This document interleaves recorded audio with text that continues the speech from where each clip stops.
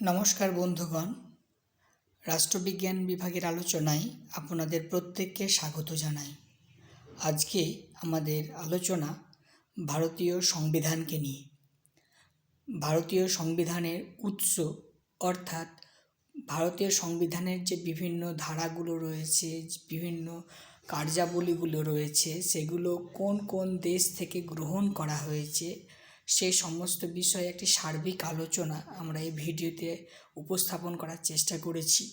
যদি ভিডিওটি ভালো লেগে থাকে তাহলে ভিডিওতে লাইক করুন এবং চ্যানেলটিকে সাবস্ক্রাইব করুন, এবং কোন ক্ষেত্রে আপনাদের নোটের প্রয়োজন আছে তা আমাকে কমেন্টের মাধ্যমে জানান। আমি চেষ্টা করব সে বিষয়ে আপনাদেরকে সাহায্য করার। তো আজকের আলোচনা ভারতীয় সংবিধানের উৎস।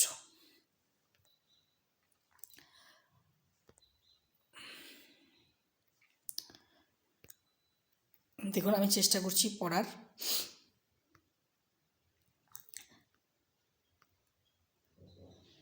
ভারতের সংবিধান হলো সম্পূর্ণরূপে লিখিত সংবিধান। 1947 সালের 29শে আগস্ট ড্রাফটিং কমিটির স্থাপনা করা হয় ভারতীয় সংবিধান রচনার উদ্দেশ্যে, এবং 1950 সালের 26শে নভেম্বর ভারতীয় সংবিধানকে গ্রহণ করা হয়। ফলে এই তারিখটিকে সংবিধান দিবস হিসাবে পালন করা হচ্ছে।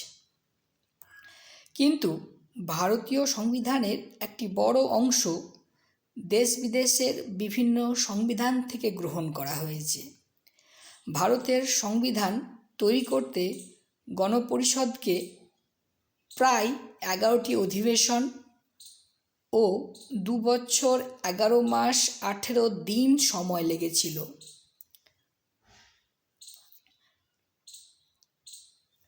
দেখুন, 2 বছর 11 মাস 18 দিন সময় লেগেছিল। তাছাড়া ভারতীয় সংবিধান প্রণেতারা প্রায় 60টি দেশ ঘুরে সংবিধান তৈরি করেছিলেন। এই সংবিধান তৈরি করতে তৎকালীন 64 লক্ষ টাকা খরচ হয়েছিল। তো মোদ্দা কথা এটাই যে ভারতের সংবিধান একটি মৌলিক সংবিধান নয়। এই সংবিধানের একটি বড় অংশ বিভিন্ন দেশের সংবিধান থেকে গ্রহণ করা হয়েছে, এবং এই সংবিধান রচনা করতে 2 বছর 11 মাস ও 18 দিন সময় লেগেছে, এবং এই সংবিধান তৈরি করতে তৎকালীন সময়ে ভারত সরকারের 64 লক্ষ টাকা খরচ হয়েছিল। তো যাই হোক, আমাদের বর্তমানে যে প্রশ্ন অনুসারে যে ভারতীয় সংবিধানের উৎসগুলি কী কী ছিল, তা ভারতীয় সংবিধানের অনেক উৎস রয়েছে, কিন্তু যেগুলো মেজর অর্থাৎ যেগুলো প্রধান সেই প্রধান উৎসগুলিকে আমরা এখানে আলোচনা করেছি। তো প্রথম যেটা আছে ভারত শাসন আইন। আমরা এই আইন সম্পর্কে প্রত্যেকেই জানি যে ভারত শাসন আইন কী হয়েছে, কেমন করে এসছে, কখন প্রযুক্ত হয়েছে। 1935 সালের ভারত শাসন আইন হচ্ছে ভারতীয় সংবিধানের একটি বড় উৎস। তার কারণ সেখান থেকে কোন কোন ব্যবস্থা গ্রহণ করা হয়েছে দেখুন: যুক্তরাষ্ট্রীয় ব্যবস্থা, রাজ্যপাল ও তার কার্যাবলী, বিচার বিভাগ, পাবলিক সার্ভিস কমিশন, জরুরি অবস্থা সংক্রান্ত ধারা ও প্রশাসনিক বিষয়, অর্থাৎ মেন যে বিষয়গুলো সেগুলো কিন্তু ভারত সংবিধানের যে সিস্টেম, ভারতীয় সংবিধান যেভাবে কাজ করে, বর্তমানে যে ভারতের যে পার্লামেন্টারি সিস্টেম, সম্পূর্ণটাই কিন্তু একদম খুব খারাপ ভাষায় বললে যে ব্রিটিশ সংবিধান থেকে কপি করা হয়েছে। ঠিক কী ব্যবস্থা ব্রিটিশ সংবিধান থেকে নেওয়া বা অনুকরণ করা হয়েছে, সেটি হচ্ছে আবশ্যিকভাবেই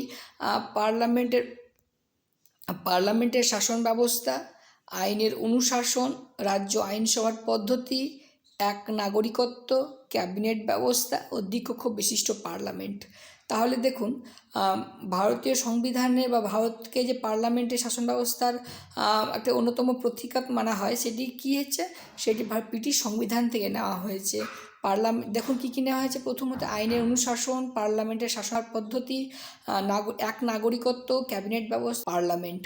এটা অবশ্যই আপনাদেরকে মনে রাখতে হবে যে ব্রিটিশ পার্লামেন্ট থেকে ভারতীয় সংবিধানে কী কী বিষয় বা ব্রিটিশ সংবিধান থেকে ভারতীয় সংবিধানে কী কী অনুকরণ করা হয়েছে। 3 নম্বরে দেখুন, 3 নম্বরে হচ্ছে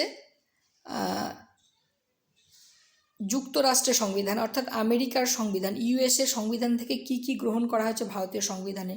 সর্বপ্রথম মৌলিক অধিকার, দ্বিতীয় বিচার বিভাগীয় স্বাধীনতা, বিচার বিভাগীয় পর্যালোচনা, অর্থাৎ বিচার বিভাগীয় পর্যালোচনা বলতে এখানে জুডিশিয়াল অ্যাক্টিভিজম বা জুডিশিয়াল রিভিউ যেটা কথা বলছে, সেই জুডিশিয়াল রিভিউয়ের কথা বলা হচ্ছে। দেখুন জুডিশিয়াল রিভিউ, ইমপিচমেন্ট পদ্ধতি।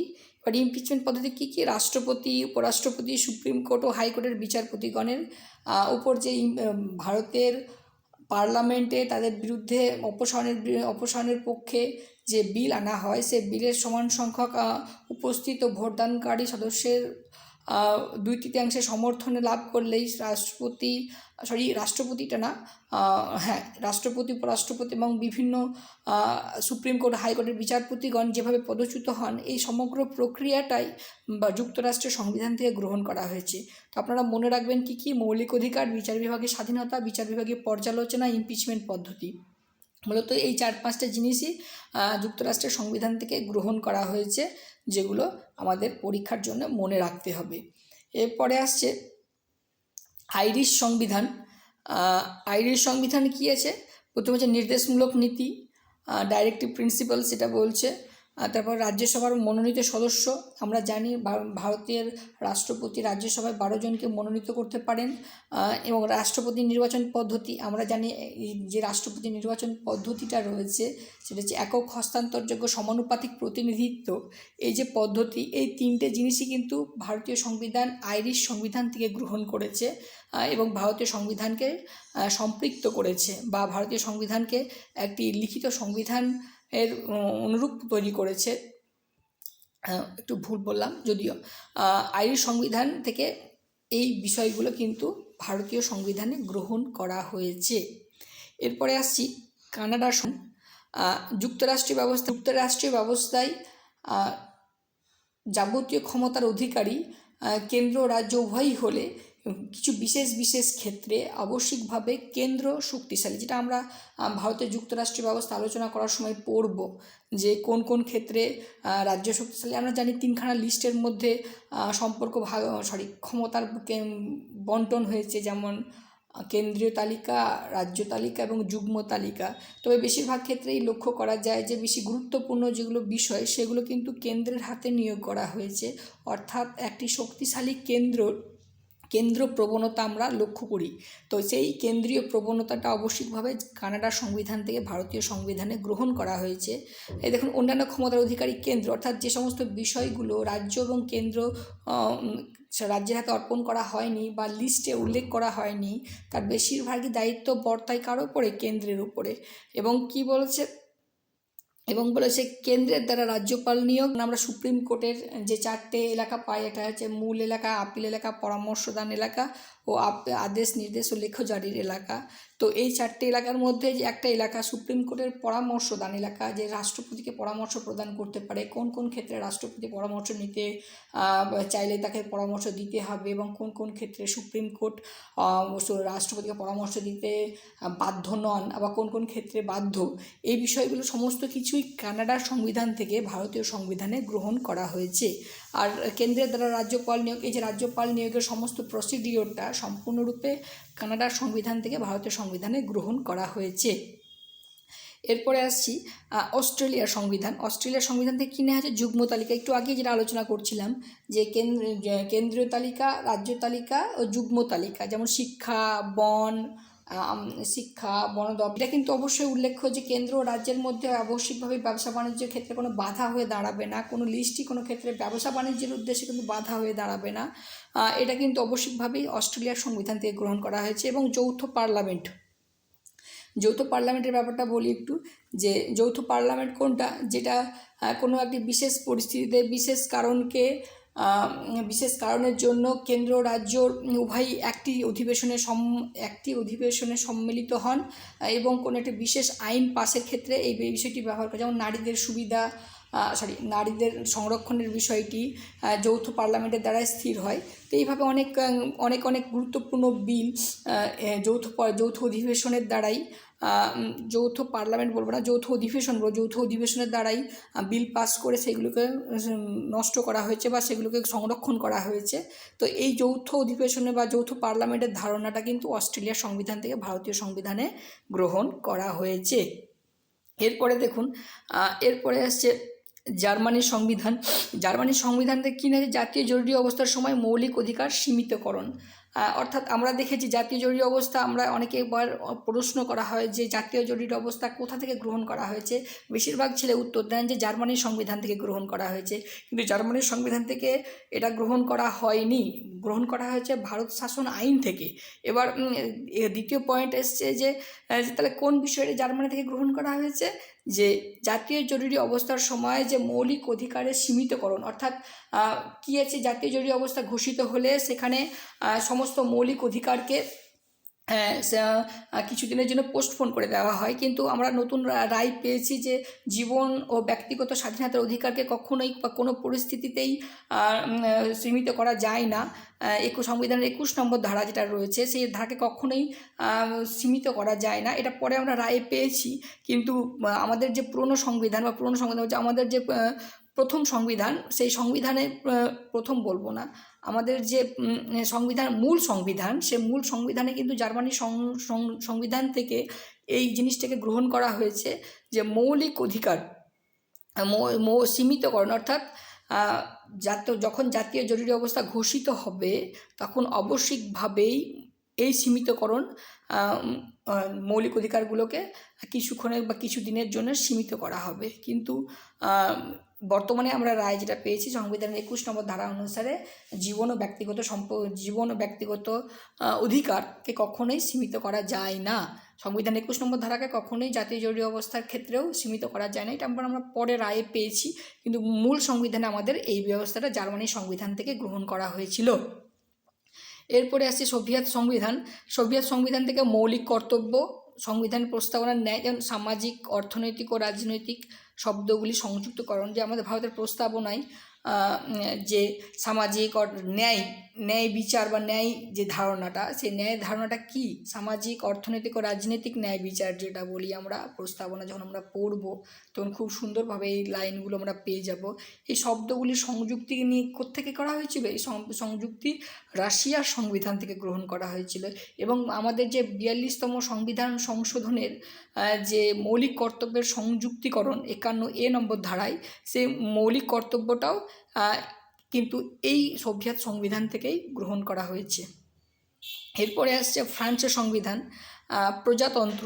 আমরা জানি যে এই ফ্রান্সের সংবিধান বিশেষত ফরাসি বিপ্লব থেকে অনুপ্রাণিত হয়েছিল এবং সেখানে রাজতন্ত্রকে হটিয়ে দিয়ে প্রজাতন্ত্র স্থাপনা করা হয়েছিল। তো সেই প্রজাতন্ত্রের কনসেপ্টটা, ভারতের যে প্রজাতন্ত্রের কনসেপ্টটা, যে সমস্তকেই বংশ পরম্পরায় কেউ নির্বাচিত হবে না, সব কিছু তাকে যোগ্যতা ও নির্বাচনের মাধ্যমে পদ দখল করতে হবে, যে প্রজাতন্ত্রের ধারণাটা কিন্তু এই ফ্রান্সের সংবিধান থেকে গ্রহণ করা হয়েছিল। এবং তারপর স্বাধীনতা, সাম্য, ভ্রাতৃত্ববোধ, আমরা জানি এগুলো, সব কথাগুলো, স্বাধীনতা, সাম্য, ভ্রাতৃত্ববোধ, এই শব্দগুলিও ভারতের সংবিধানের প্রস্তাবনায় গ্রহণ করা হয়েছে, যা ফ্রান্সের সংবিধান থেকে নেওয়া হয়েছিল। এরপরে আসছি দক্ষিণ আফ্রিকার সংবিধান। দেখুন, ভারতের সংবিধান সংশোধন পদ্ধতি ও রাজ্যসভা নির্বাচন পদ্ধতি দুটোই খুব গুরুত্বপূর্ণ। যা আমরা জানি ভারতের সংবিধান 3টি পর্যায়ে সংশোধিত হতে পারে। একটা হচ্ছে সরল পদ্ধতি, যেখানে নাম পরিবর্তন করা হয়, একটি বিশেষ পদ্ধতি যেখানে খুব কঠিন পদ্ধতি গ্রহণ করা হয়, এবং একটি মিক্স পদ্ধতি রয়েছে, যে পদ্ধতিতে আমরা খুব সহজে কম গুরুত্বপূর্ণ বিষয়ে সংবিধান সংশোধন করতে পারি। তো এই সংবিধান সংশোধন পদ্ধতিকে গ্রহণ করা হয়েছে দক্ষিণ আফ্রিকার সংবিধান থেকে। এবং রাজ্যসভার নির্বাচন পদ্ধতিও কিন্তু গ্রহণ করা হয়েছে রাজ্যসভা নির্বাচন পদ্ধতির যে প্রসেসটা ভারতীয় সংবিধানে, সেটা কিন্তু অবশ্যইভাবেই দক্ষিণ আফ্রিকার সংবিধান থেকে গ্রহণ করা হয়েছে। এরপর আছে জাপানের সংবিধান, আইনের স্থাপনা পদ্ধতি। জাপানের সংবিধান থেকে কি আমাদের ডিউ প্রসেস অফ ল, অর্থাৎ কীভাবে আইনের প্রতিষ্ঠা লাভ করবে সেই যে পদ্ধতিটা রয়েছে, সেই পদ্ধতিটা সম্পূর্ণভাবে গ্রহণ করা হয়েছে জাপানের সংবিধান থেকে। তো মোটামুটি এই নোটটা আপনারা স্ক্রিনশট নিয়ে রাখতে পারেন এবং প্রয়োজনে ভিডিওটাও ডাউনলোড করে রাখতে পারেন। তো মোটামুটি এই একটা নোট আমি চেষ্টা করেছি বিভিন্ন বই থেকে কালেক্ট করে, সেগুলোকে যদি ভিডিওতে কোনো কিছু মনে হয় যে আপনার ওইটা ভুল হয়েছে, তাহলে আমাকে কমেন্টের মাধ্যমে জানান, আমি চেষ্টা করবো সেটা সংশোধন করার। এবং চ্যানেলটি অবশ্যইভাবে সাবস্ক্রাইব করুন। ধন্যবাদ।